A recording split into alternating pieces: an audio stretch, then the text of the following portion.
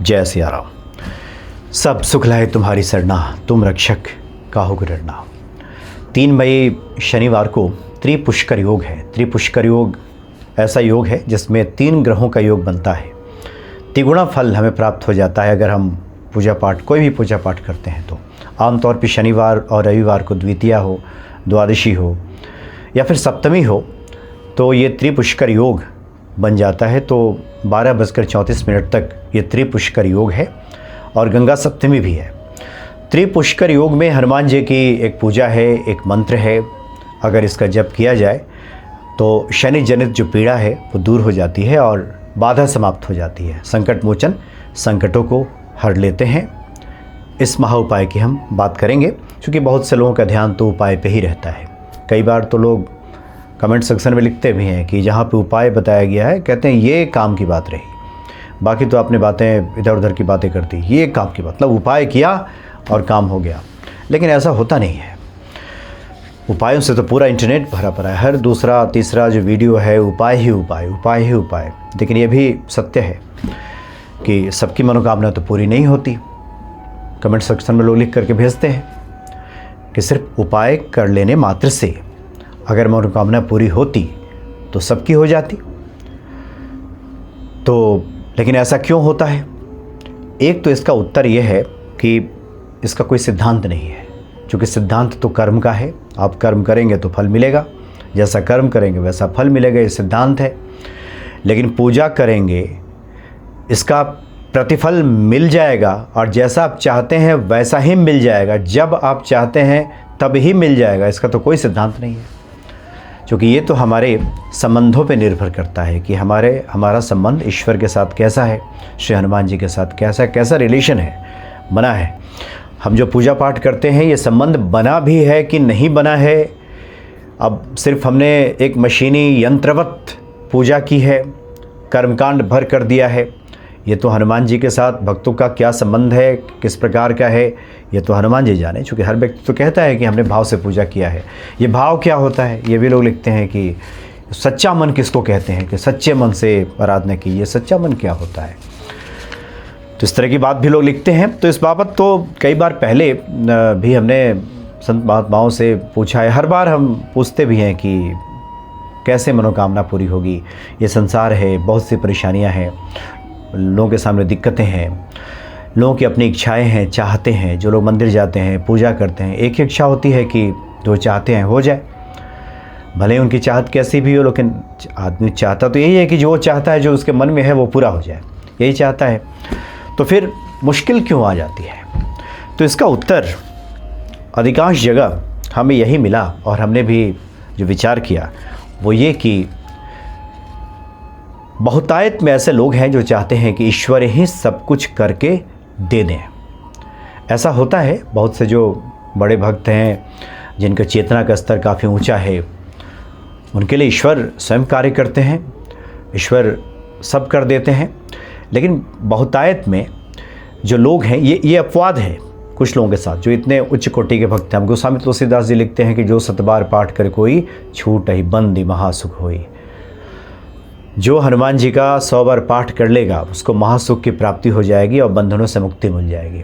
बहुत लोग करते हैं 100 पाठ, 108 पाठ, लेकिन लिखते भी हैं कि हम तो इतने दिनों से कर रहे हैं लेकिन अभी कुछ हुआ नहीं। क्यों नहीं हुआ? गोस्वामी जी ने तो लिखा है। लेकिन गोस्वामी जी चेतना के जिस स्तर से, जिस ऊंचाई से वो बातें कर रहे हैं, भक्ति का जो उनका स्तर है, जहाँ से वो कह रहे हैं, उस ऊंचाई, उस स्तर को भी तो समझना होगा। तुलसीदास जी तो जय हनुमान भी कह दें तो हनुमान जी उनका सुन लेंगे। तो चेतना की वो हमारी ऊंचाई होती नहीं है, भक्ति की वो ऊंचाई हमारी होती नहीं है। तो फिर ऐसे लोग क्या करें? ऐसे लोगों को मन कायिक कर्म में उतरना होगा, मन से भी और काया से भी। और यहीं पे लोप दिखाई देता है। मन और काया आपस में जुड़ा हुआ दिखाई ही नहीं देता, ये पृथक हो जाता है। मान लीजिए कि हमारी कोई मनोकामना है, किसी को गाड़ी चाहिए। अब गाड़ी को लोग खुद से पृथक मान बैठते हैं, क्योंकि व्यवहारिक रूप में तो यही दिखाई देता है। हम एक जगह हैं, गाड़ी वहाँ शोरूम में दिखाई दे रही है, हमारे पास तो है नहीं, तो उसको अपना कैसे मान लें हम? वो तो दूर है। लेकिन अध्यात्म में कहता है कि एक ही सत्ता की ये दो अभिव्यक्तियां हैं, पदार्थ और चेतन। जो वस्तुएं हम संसार में देखते हैं वो और हम जैसे जीव, ये उसी परमात्मा की दो अभिव्यक्तियां हैं। ये दोनों पृथक नहीं है, इसमें कोई द्वैत नहीं है, ये अद्वैत है। जो वेद का वाक्य है अद्वैत की तरफ, अब तो विज्ञान भी लौटने लगा है कि ऊर्जा और पदार्थ में कोई अंतर नहीं है, दोनों एक ही है। इसलिए जब हमारा मन संकल्पित होता है किसी वस्तु के लिए, जब हम संकल्प करते हैं, हाथ में जल लेकर के हनुमान जी से प्रार्थना करते हैं कि मेरी मनोकामना को पूरी कर दीजिए, और मन जब पूरी तरह से संकल्पित होने का मतलब हो गया कि उस मनोकामना के साथ, उस वस्तु के साथ उसका अटूट संबंध स्थापित हो जाता है। और जैसे ही मन के साथ उसका अटूट संबंध स्थापित होता है कि जो वस्तु भी प्रभावित होने लगती है, वहाँ भी हलचल होनी शुरू हो जाती है और वो आपकी तरफ खींचने लगती है, आनी शुरू हो जाती है, और हनुमान जी वो सहायता प्रदान कर देते हैं। क्योंकि ईश्वर ने मनुष्य की रचना की अपने ही जैसा जब बनाया, और ईश्वर से जब हम प्रार्थना करते हैं कि बल बुद्धि विद्या देहु मोहि हरहु क्लेश विकार, यानी बल बुद्धि विद्या इसका हमें इस्तेमाल भी करना है। हनुमान जी सहायक तो बनेंगे, वो सहायता तो करेंगे, मार्ग में आने वाली रुकावटों को, अवरोधों को दूर करेंगे, संकटों का हरण करेंगे, लेकिन जो व्यवहारिक तौर पे चूक हो रही है उसको भी समझना बहुत आवश्यक है। आमतौर पे यही होता है, मन का और काया का भी अन्योन्याश्रय संबंध है, ये भी दोनों एक ही है। मन का निर्माण भले ही हमने किया है, क्योंकि बचपन में हमारा कोई मन नहीं होता, जैसे जैसे उम्र आगे बढ़ती है वैसे वैसे एक मन का निर्माण होता है, और मन शरीर के साथ इतना गहरा जुड़ जाता है कि मन के अंदर किसी प्रकार का संघर्ष अगर उत्पन्न हो जाए, मन में हिलोरें अगर उठने लगे तो उसका प्रभाव शरीर पर दिखाई देता है। इसलिए ज़्यादातर जो बीमारियां होती हैं लोगों की, वो मानसिक भी होती हैं।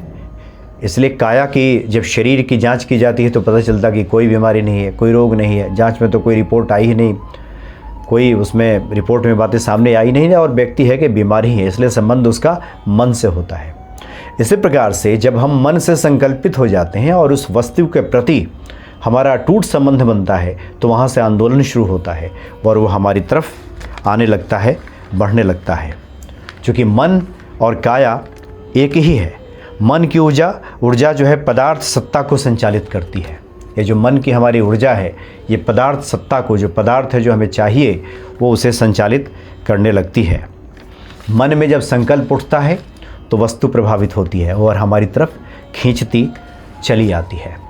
और इस सूत्र को ज़्यादातर लोग समझ नहीं पाते।